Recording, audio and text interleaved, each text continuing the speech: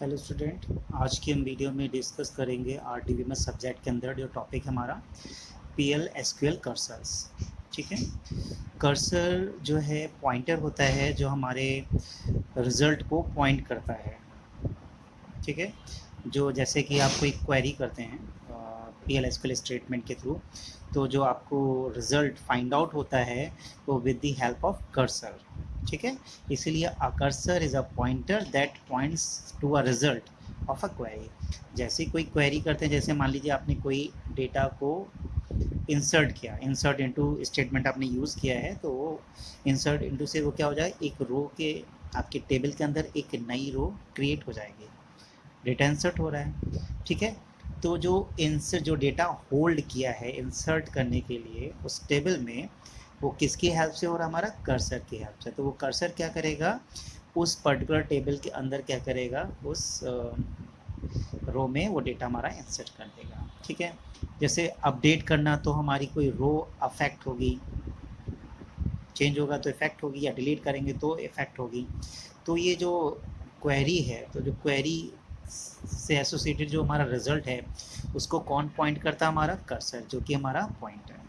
ठीक है, दूसरे शब्दों में देखें तो ऑरिकल जो है क्रिएट करता है मेमोरी एरिया को, और उस मेमोरी एरिया को हम लोग बोलते हैं कॉन्टेक्स्ट एरिया। ठीक है, जो कि हमारे किसके लिए यूज़ होता है, प्रोसेसिंग एज एसक्यूएल स्टेटमेंट, जो कि हमारा क्या कंटेंस किया रहता है, सारी इंफॉर्मेशन कंटेंस किया रहता है जो हमारी प्रोसेसिंग में हेल्पफुल रहता है स्टेटमेंट में। जैसे कि कितने रोज़ प्रोसेस्ड हो रहे हैं, इंसर्ट हो रहे हैं, अपडेट हो रहे हैं, डिलीट हो रहे हैं। ठीक है, तो जो कर्सर होता है, cursor is a pointer to this context area. ठीक है, तो उस कॉन्टेक्स्ट एरिया के लिए जो हमारा कर्सर होता है वो पॉइंटर का काम करता है, उसे पॉइंट करता है। ठीक है, P L S Q L controls the context area through a cursor. तो जो P L S Q L जो कर्सर है वो हमारे कॉन्टेक्स्ट एरिया को कंट्रोल करता है with the help of cursor.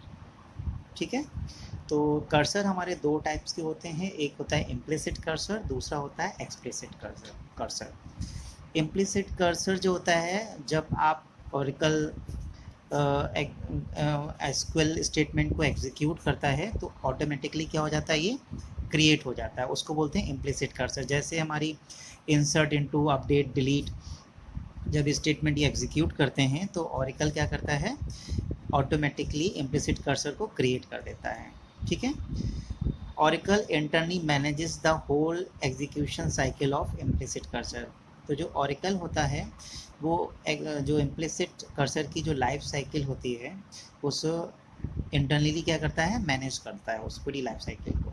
ठीक है, and reveals only the cursor information and status, और सिर्फ कर्सर की इंफॉर्मेशन को रिवील्स करता है, उसके स्टेटस को करता है। जैसे कि एसक्यूएल मॉडुलस रो काउंट, इसका मतलब हुआ है, इस स्टेटस का मतलब ये हुआ है कि हमारी जो इंसर्ट इनटू, अपडेट, डिलीट से जो कितनी नंबर्स और रो अफेक्टेड हुई हैं उस नंबर्स को ये बताएगा, रो को। ठीक है, model SQL modulus is open, ये हमारा हमेशा फॉल्स रहेगा इम्प्लिसिट कर्सर में। जैसे एसक्यूएल मॉडुलस फाउंड, ये ट्रू तब रहेगा जब हमारी, ये ट्रू रहेगा जब हमारी कोई रो क्या हो जाएगी, हमारी रो अफेक्टेड हो जाएगी किसी स्टेटमेंट से, वन और रो जब हमारी अफेक्टेड होगी, it modulus SQL modulus F return true करेगा जब हमारी रोज अफेक्टेड होंगी, वन और मोर, या सेलेक्ट एंटिटीज जो हमारी रोज रिटर्न होंगी, वन और टू, तो भी ये ट्रू रिटर्न करेगा, अदरवाइज ये फॉल्स करेगा। ठीक है, एसक्यूएल मॉडुलस नॉट फाउंड का मतलब होता है, इस स्टेटस का मतलब होता है कि ये ट्रू रिटर्न करेगा जब हमारी कोई वन और मोर रो जो है इफेक्टेड नहीं होती है, नो रो इफेक्टेड, वन और मोर रो आर नॉट अफेक्टेड, तब ये हमारा रिटर्न ट्रू करेगा। या हमारी कोई भी रो जो है रिटर्न नहीं करती है तो भी ये हमारा स्टेटस रिटर्न ट्रू करेगा, अदरवाइज ये क्या करेगा, फॉल्स करेगा। ठीक है, अब बात करते हैं हम लोग एक्सप्लिसिट कर्सर। ये प्रोग्रामर डिफाइंड हमारा एक्सप्लिसिट कर्सर होता है जो कि प्रोग्रामर डिफाइन करता है, और ये हमारा तब एग्जीक्यूट होता है ये कर्सर हमारा जब हमारी सेलेक्ट स्टेटमेंट एग्जीक्यूट होती है। An explicit cursor is an select statement declared explicitly in the declaration section of the current block और a package specification। ठीक है, ये इसे प्रोग्रामर डिफाइन करता है।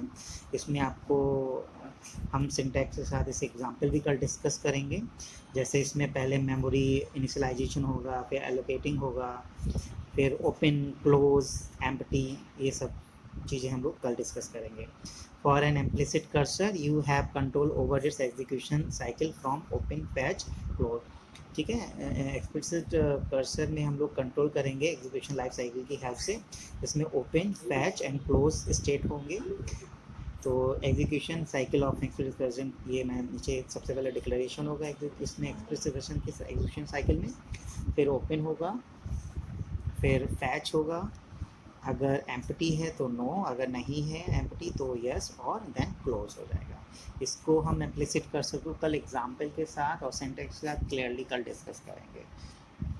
ठीक है, थैंक यू।